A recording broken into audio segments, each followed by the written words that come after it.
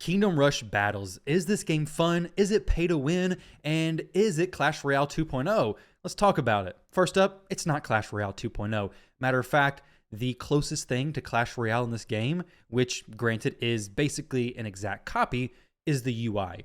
The aesthetics of the game look like Clash Royale. The deck system looks like Clash Royale, but that's about where it stops. Well, it also has microtransactions, which Clash Royale does too. And this system, it's Clash Royale written all over it. But that is where it stops because the actual gameplay is nothing like Clash Royale. There is no send your champions to the opponent's side. There is no mana or elixir management system. I played Clash Royale for years. I love the game. I like tower defense games, and this is a tower defense game, but not at all like Clash Royale. Now, is it pay to win? I'm going to be honest. Right now, the game is so early that as people are climbing, they're all going to be bunched up together. As you're climbing trophies, you're going to start getting it separated from all the other players. Eventually, the people who've spent a lot of money are going to be way above the players who are free to play. But right now, the game is going to feel the most pay to win that it'll ever feel. For some context, I've spent probably around $50 on this account so far. I've probably spent about 10 hours playing the game, more or less, ever since global launch. I feel like I'm doing pretty good. I've gotten lucky, got some good heroes, got some good cards, but just like in Clash Royale, your money spent is going to give you higher level cards. Higher level cards, you can see here, is going to increase the effectiveness of that card. So if you're running a card that is multiple levels above the opponent, yes, you are going to have that advantage. However, that doesn't mean that strategy is completely out the window, but even if you are higher level, you're going to have to still play your stuff strategically or the enemy waves will just get through. And I'll show you guys an example of a fight in just a little while. You may be wondering why I have two instances of the game, a vertical one and then a bit wider one. The wider one will make more sense in just a little while. Now, when it comes to your deck building, you're going to have 3 spells, which you can place wherever you want on the map. You have 1 hero, which you control this character. And then you have 4 different towers. There will be 8 different tower nodes on the map. I believe that's consistent through all the maps that I've played so far. And you can select which tower you want on which node. The towers are going to have special effects once you get to their 3rd level. For example, the Arcane Wizard has a special effect of teleporting the enemy back or zapping them. The Glacial Druid tower is going to either freeze the enemy or freeze the enemy's tower or summon a Frost Giant on the enemy lanes.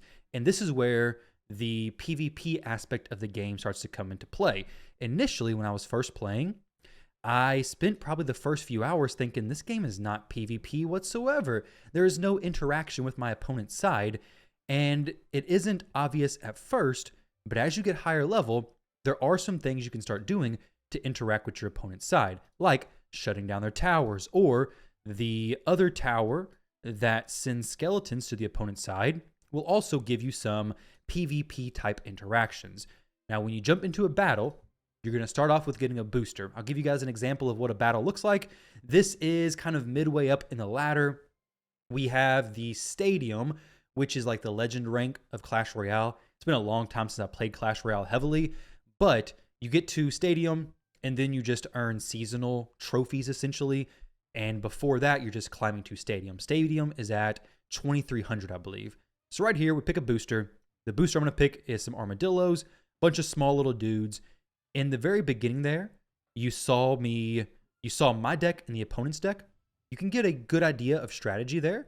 If you check it out, okay, your opponent has a bunch of ranged towers. Maybe flying stuff isn't going to be as impactful, or maybe they have no range stuff, which would be very bad. And then if you select a dragon as the booster, well, he's just going to run right through them. You can see right here, I have a bunch of armadillos on their side going in. You can see on the right side of my screen here, that's my lower half, and the middle one is both of our halves. If my little armadillos, or if his characters, now that I'm talking while doing this, if his characters make it to this little finish line, I lose a heart up here in the top. I don't want it to happen. I'm going to use my teleport to send them back. You can see here, I'm moving my hero around, getting him to go around the map, deal with the enemies wherever they're at. I'm going to put Let's do nothing there just yet. If I clear this little magic golem on my side before he clears the stuff on his side, I'll actually start earning more gold. You'll see it like start glowing in gold. Let's go ahead and put this tower. This will do some good single target damage. It may give me a few extra gold. I'm not going to level it up just yet though, because I want to prioritize leveling different towers. So right now, what I'm focused on, let's go ahead, since he has a lot of ground stuff, I think. Let's go ahead, actually, let's just use a chicken. This will turn one of his towers into a chicken, making it not effective whatsoever. As you play more and more, you can increase the impact those boosters bring as well. So initially, the boosters don't seem like they have a significant impact. But as you get later on, you're leveling up those boosters in the fight, and then they start becoming quite significant. My strategy currently is to keep the enemies kind of grouped together, more or less. My dragon does great AoE damage, so as they're grouped together, he's just going to be dropping bombs on them. I'll put some lightning strikes down there as well, which is going to help clear them out a little bit quicker.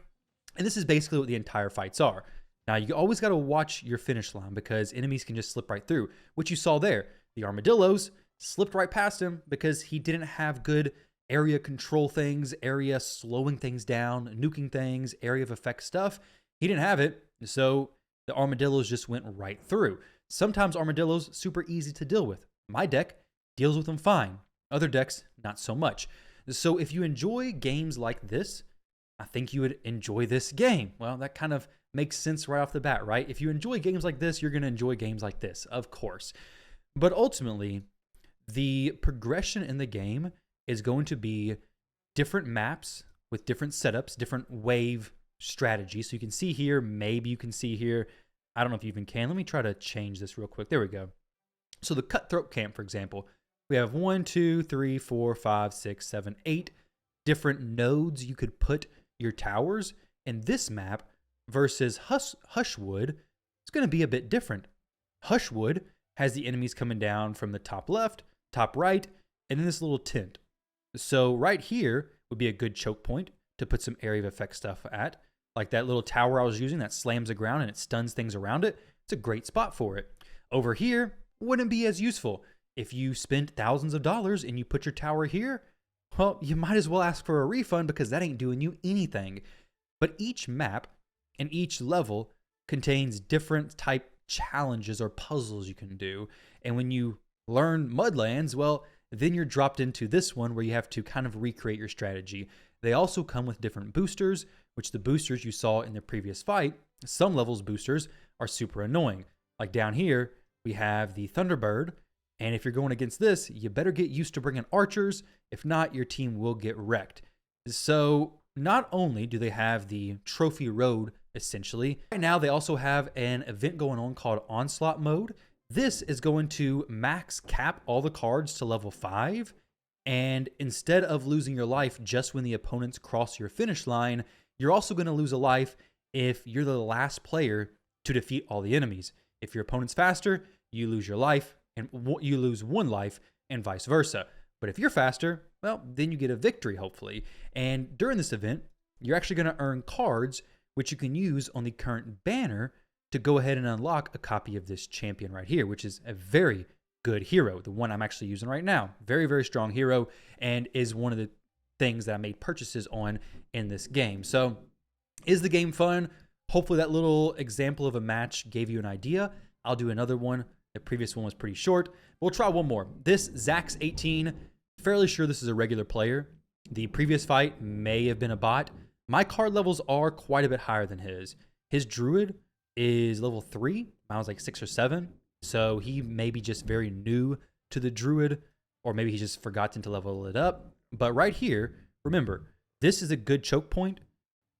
Actually, this is a great choke point. I'm going to put this little Dwarf 1, a Dwarven Drill that stuns enemies with each strike. This is a very good thing for doing exactly what my goal for my deck is, to slow the enemies down, to drop bombs, and do AoE damage. Once I get 80 gold, I'm going to go ahead and buy a Glacial Druid. I do have to go down here and stop this flying thing. I'm probably going to teleport it back. I don't want to lose my life just yet. I'm getting a little bit slow here, though, so I got to be careful. I need to put some more flying stuff out. Oh, we're taking one life. There we go. Sometimes things can just slip right through and you mess it up. I didn't have enough flying stuff out right there in the beginning, and I took a heart because I wasn't prepared. It's not a huge deal, and definitely don't let that start to spiral you into making more mistakes. He just lost a heart as well. I'm going to go ahead and zap some of his characters to get caught back up on damage to hopefully utilize this for some fast gold farming for the next few seconds. He has the skeleton tower, what's it called? Necromancer, which is sending these little skeletons over. They're okay. They're not bothering my gold production. Now I'm going to send over this Call of the Dragon. This thing is super strong. Let me change the screen cap to this one so it's just my deck alone. But that dragon is going to be very annoying for him to deal with, especially early on when he doesn't have, actually he has muskets, which is, I guess, a variation of play to dragon deck. Musketeers are really good. Obviously they slipped through to him. He didn't have enough AoE stuff. Musketeers are really good for shooting the opponent's dragons. They're not so good about dealing with massive AoE stuff. My goal is to stall the enemy, use my hero to just nuke everything down. There's different strategies, of course. That's just my approach, and so far it's worked out pretty well, and I'm very close to hitting Stadium. Now, I am not going to be a free-to-play player. I will be probably a medium spend, but we'll see. See if I get anything good here. So far, outside of the scrolls that I purchased, I've not gotten any legendaries from any of this stuff. Anyway, guys, the game is free to play. Is it free to play friendly up into the high ranks? No. Is it going to be the worst free to play experience right now? Yes. To be honest, I've spent a little bit, like I said, about around $50, I believe, and I've had a good experience so far. I don't think it's made a significant enough difference that free to play my experience would have been bad. Higher up, if you're in Stadium, if you log into the game and grind it hardcore for a day or two and you hit Stadium, it's going to be pay to win there because you're going against players who are going to be way higher level, been playing for a lot longer, all of this stuff, and then it's going to be difficult. But as far as being just pay to win and shut you out, I've not experienced that personally yet, and I've been able to compete against players with higher levels, and players with higher levels than me have been able to compete and beat me as well. You do have to be careful with your resource management. Like, I have a bunch of things that could be leveled. I don't have infinite gold. So just like in Clash Royale, you don't want to be upgrading everything that you're not using. It will increase your booster levels, so your boosters in the battle become a bit more effective, but eventually you're going to have no gold. That's not a situation I want to be in. So just something to keep in mind, something to consider there, guys. But if you're interested in the game, download it, give it a shot. I've been enjoying it. Let me know what you guys think of Kingdom Rush battles down below. Thank you all very much for watching. Subscribe, all that kind of good stuff. I plan to do more videos, and I'll catch you all in the next one.